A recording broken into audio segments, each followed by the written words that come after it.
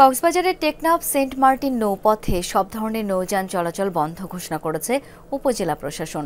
নিষেধাজ্ঞার কারণে আজ ছাড়েনি কোনো সার্ভিস ট্রলার ও স্পিডবোট। মিয়ানমারের রাখাইন রাজ্যের উদ্ভূত পরিস্থিতিতে ঝুঁকি বিবেচনায় এই সিদ্ধান্ত হয়েছে বলে দাবি স্থানীয় প্রশাসনের। পাশাপাশি বাংলাদেশের জলসীমায় নিরাপত্তাও জোরদার করা হয়েছে। শ্রীলঙ্কা আবারও রপ্তানিতে শীর্ষে।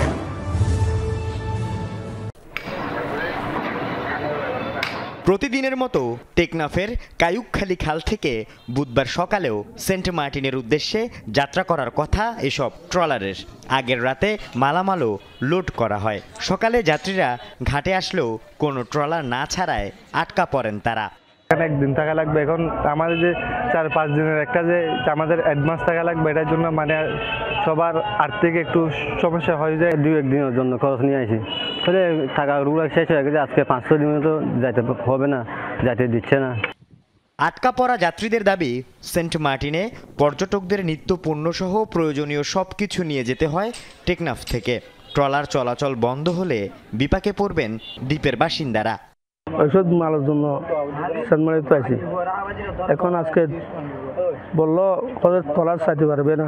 বাড়ার জন্য আছে, এখন পানির বাড়া নাকি টিউনের অনুমতি ছাড়া যাবে না। এই জন্য আমি এই জায়গা 5-6 দিন পারে যেতেছি, অনুমতির কারণে বসে রয়েছি। টেকনাফের জনগোষ্ঠীর বড় একটা অংশ মাছ ধরে জীবিকা নির্বাহ করে। বুধবার সরকারি নিষেধাজ্ঞা পেয়ে নদীতে মাছ ধরতে যায়নি কেউ। বর্মার পরিস্থিতি খারাপ, বিজিবি মানা করছে না যায় বললাম।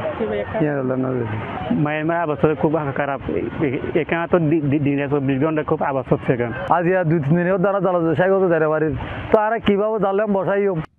স্থানীয় প্রশাসন জানিয়েছে, টেকনাফ সীমান্তের ওপারের এলাকা দখল নিয়েছে আরাকান আর্মি। তাই ঝুঁকি বিবেচনা করে নাফ নদীতে নৌযান চলাচলে এই নিষেধাজ্ঞা। তবে সেন্ট মার্টিনে যাতায়াতে বিকল্প ব্যবস্থা গ্রহণের আশ্বাস দিয়েছে প্রশাসন।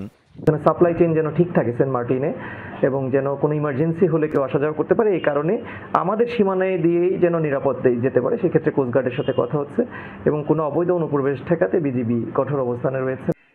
এ অবস্থায় সীমান্ত দিয়ে অনুপ্রবেশ রোধে টহল জোরদার করেছে বিজিবি ও কোস্টগার্ড। আল আমিন শিকদার, যমুনা নিউজ। দর্শক, এই বিষয়ে আরো জানবো, যুক্ত হচ্ছেন সহকর্মী এহসান আল কুতুবী। এহসান, দিন শেষে সীমান্তের পরিস্থিতি সম্পর্কে জানাবেন বিস্তারিত। শাওন, পরিস্থিতি যদি বলি, প্রথমত বিষয় হচ্ছে টেকনাফের আমি যে এলাকায় আছি, এখানকার মানুষ, ক্ষুদ্র যে জেলেরা, তারা কিন্তু নাফ নদীতে মাছ ধরেই তাদের জীবিকা নির্বাহ করে, এবং পাশাপাশি এটা ছাড়া তাদের আর কোনো পথ নাই। আবার পাশাপাশি সেন্ট মার্টিনে যদি এখান থেকে কোনো মালামাল না যায়, তখন কিন্তু আবার সেন্ট মার্টিনের যে বাসিন্দারা, তারাও কিন্তু সবচেয়ে বেশি কষ্টে পড়বে। পাশাপাশি এখন নতুন করে যুক্ত হয়েছে পর্যটকরা প্রতিদিন যাতায়াত করছে, তাদের জন্য এখান থেকে প্রয়োজনীয় জিনিসপত্র নিয়ে যেতে হচ্ছে।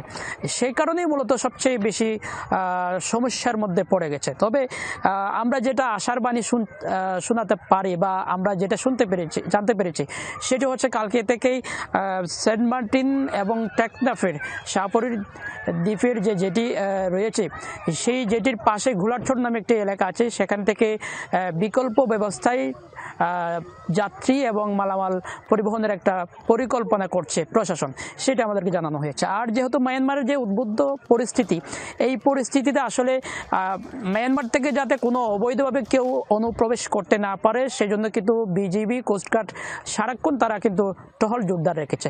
শাওন। এহসান, ধন্যবাদ আপনাকে।